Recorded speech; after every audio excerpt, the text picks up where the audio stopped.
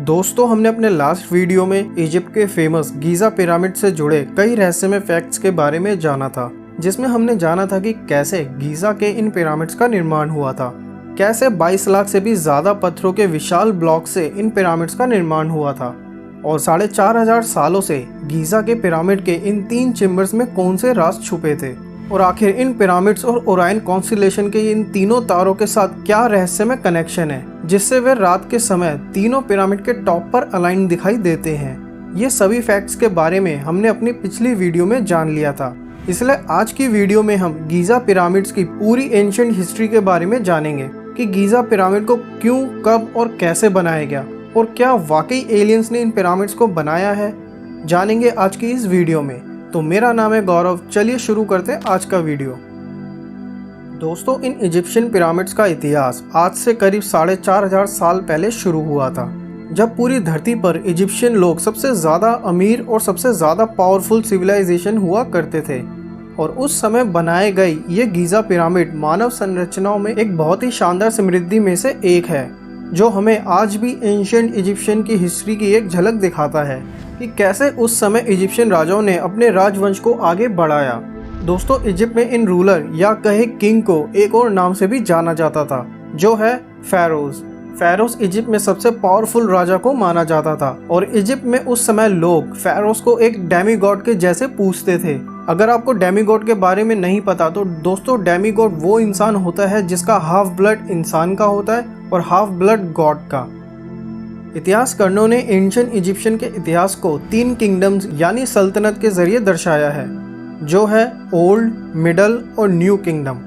पुरानी सल्तनत के चौथे राजवंश के दौरान इजिप्ट के लोगों ने वो समय भी देखा था जब पूरी सल्तनत ने आर्थिक समृद्धि का लुत्फ उठाया था। उस समय के रिलीजन में लोगों के बीच फेरोज यानी राजाओं का एक अलग ही दर्जा माना जाता था, और ये माना जाता था कि गॉड ने ही उन्हें खुद चुनकर एक फेरोज के रूप में हमारी रक्षा के लिए भेजा है, और इसी वजह से राजा की महिमा को उनकी मृत्यु के बाद भी बरकरार रखना साम्राज्यों के लोगों के हित में था।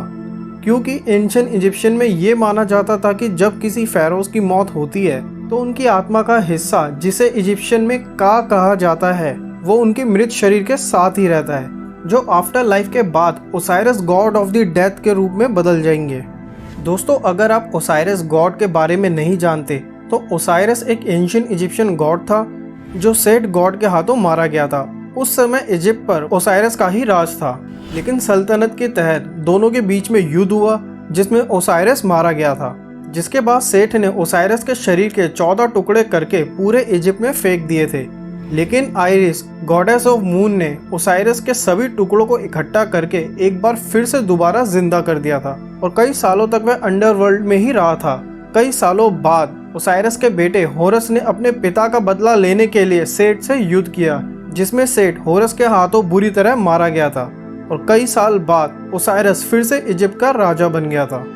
इसलिए इन राजाओं को मरने के बाद उनके शरीर को मम्मीफाइड कर दिया जाता था, जिसमें सबसे पहले उनके शरीर के सभी ऑर्गन्स को निकाल लिया जाता था, और दिमाग के टिश्यू को लिक्विफाइड फॉर्म में बदलकर नोज के जरिए निकाल लिया जाता था, और हॉलो बॉडी को कई तरह के मसाले और पाम वाइन से साफ किया जाता था, जिसके बाद बॉडी को ड्राई होने के लिए 14 दिनों तक छोड़ दिया जाता था, जिसके बाद प्रीस्ट की मौजूदगी में बॉडी को लिनन के कपड़े से पूरी तरह लपेट दिया जाता था, और कपड़े के लपेटने के दौरान प्रीस्ट के जरिए एक एमुलेट यानी ताबीज को उनकी आफ्टर लाइफ के दौरान रक्षा के लिए उनके शरीर के ऊपर रख दिया जाता था, और मम्मी को एक खास कॉफिन यानी ताबूत में रखा जाता था, जिनको दफन करने के लिए शाही मकबरे बनवाए गए थे, जो एकदम रेक्टेंगल शेप के हुआ करते थे, जिन्हें कहा जाता था मस्तबस। और आगे चलकर ये मकबरे एक बहुत ही बड़ी परंपरा के जैसे पूजने लगे थे, और समय आगे बढ़ता रहा, नई सल्तनत जन्म लेने लगी, और इजिप्ट के नए रूलर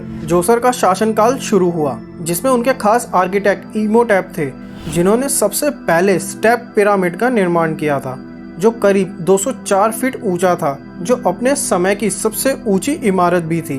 और आगे चलकर ये स्टेप पिरामिड्स शाही मकबरों के लिए एक बहुत ही आदर्श बन गए थे, जिसके बाद इन स्टेप्स पिरामिड को ज़्यादा अच्छा और शाही बनाने के लिए नए तरीकों को अपनाया गया, जिसके बाद दुनिया का सबसे पहला रियल पिरामिड को बनाया गया, जिसे द रेड पिरामिड भी कहा जाता है, जो इजिप्ट के कायरो शहर के रेगिस्तान में मौजूद है। और फिर इन पिरामिड्स के बनने का सिलसिला शुरू हुआ और कई पिरामिड्स को बनाया गया। लेकिन गीज़ा पिरामिड के बनने के बाद कोई भी पिरामिड इनकी तुलना में इतना नहीं माना जाता था जितना गीज़ा पिरामिड को माना जाता था। और आज भी गीज़ा पिरामिड एंशिएंट वर्ल्ड के 7 वंडर्स में से एक है और अकेला ऐसा वंडर है जो आज भी एग्जिस्ट करता है। दोस्तों, गीज़ा पिरामिड को चौथे डायनेस्टी के 8वें राजा खुफू के लिए बनवाया गया था, जिसे बनने में करीब 20 से 25 सालों का समय लगा था, जो उस समय का सबसे ऊंचा पिरामिड बनाया गया था। और खुफू ने अपनी रानियों के लिए भी 2 छोटे पिरामिड्स बनवाए थे और कई छोटे मस्तबस गीज़ा पिरामिड के चारों ओर बनाए हुए हैं, जिसमें किंग खुफू के रिलेटिव्स को दफन किया गया था। और तीनों पिरामिड से थोड़ी ही दूर पर एक खास मूर्ति को भी बनाया गया था, जो आज the Great sphinx of Giza के नाम से फेमस है। इतिहास में इस मूर्ति को द गार्डियन स्टैचू कहा जाता था, जो इन तीनों पिरामिड्स की रक्षा के लिए बनाया गया था। स्फिंक्स स्टैचू की सबसे खास बात यह है कि इसकी पूरी बॉडी एक शेर के जैसी है और सिर एक आदमी का, जो इजिप्शियन माइथोलॉजी के गॉड रा होरक्टी की छवि को दर्शाता है, जो पावरफुल गॉड ऑफ सन का ही एक रूप माना जाता था, जिसके पास शाही शक्तियों का अवतार और वह मंदिरों के दरवाजों का एक रक्षक भी था। और उस समय ये पिरामिड्स मंदिरों के समान माने जाते थे और इन्हीं मंदिरों यानी पिरामिड्स की रक्षा के लिए the Great sphinx of Giza को बनाया गया था। लेकिन दोस्तों, आज के समय में इजिप्ट के ये पिरामिड शायद इतने फेमस नहीं होते अगर इनका कनेक्शन ना जोड़ा जाता एलियन से। जी हाँ दोस्तों, कई कंस्पिरेसी थ्योरीज इस बात को दर्शाती हैं कि जो ज्योमेट्री और जियोग्राफिकल डिजाइन गीज़ा के इन तीनों पिरामिड्स और the Great sphinx of Giza को बनाने में इस्तेमाल किए गए थे, वो असल में एक्स्ट्रा टेरेस्ट्रियल सिविलाइजेशन की मदद से बनाए गए थे। सबसे पहले अगर हम बात करें the Great sphinx of Giza की, तो दोस्तों ये स्टैचू पूरे इजिप्ट में सबसे रहस्यमय स्टैचू माना जाता है, क्योंकि ये स्टैचू को कई छोटे छोटे पत्थरों से नहीं बल्कि एक विशाल लाइमस्टोन ब्लॉक को ही एक मूर्ति के रूप में बदला गया था, जिसे आज पूरी दुनिया में the largest single stone statue भी कहा जाता है। दोस्तों, पिरामिड और स्फिंक्स के जियोलॉजिकल डिजाइन की बात करें तो क्यों आज भी लोगों को लगता है कि ये सभी एलियंस के द्वारा बनाए गए हैं? वेल, इसका जवाब हमें काफी हद तक साल के एक दिन से मिलता है, जो है 21 जून। इस दिन हर साल समर सॉल्स्टिस होता है, यानी साल का सबसे बड़ा दिन। अगर इस दिन आप इन गीज़ा पिरामिड्स को शाम के समय देखोगे तो आपको बिल्कुल ऐसा व्यू दिखाई देगा, जिसमें आपको सेंटर में स्फिंक्स के सर के जस्ट पीछे सूरज का ये व्यू देखने को मिलेगा। जैसा मैंने आपको बताया कि the Great Sphinx the god of sun की छवि को दर्शाता है। अगर दोस्तों पिरामिड की जियोलॉजिकल डिजाइन की बात करें तो इजिप्शियन हिस्ट्री में गीज़ा पिरामिड को खुफू के 1 लाख स्किल्ड वर्कर ने बनाया था। लेकिन ओराइन कॉन्स्टेलेशन थ्योरी में ये बताया गया है कि अगर आप इन तीनों पिरामिड्स को टॉप व्यू से देखेंगे तो तीनों पिरामिड्स की पोजीशन ओराइन कॉन्स्टेलेशन के सेंटर के तीनों तारों की पोजीशन से बिल्कुल ही मैच करती है। और दोस्तों, रात के समय यही तीनों तारे पिरामिड्स के टॉप पोजीशन पर बिल्कुल ही अलाइन दिखाई देते हैं। और सबसे शॉकिंग, अगर आप पृथ्वी का वर्ल्ड मैप को देखें और उसमें पृथ्वी के सेंटर पॉइंट को ढूंढेंगे तो आपको पता लगेगा कि पृथ्वी का सेंटर पॉइंट वही जगह है जहां पिरामिड्स को बनाया गया था।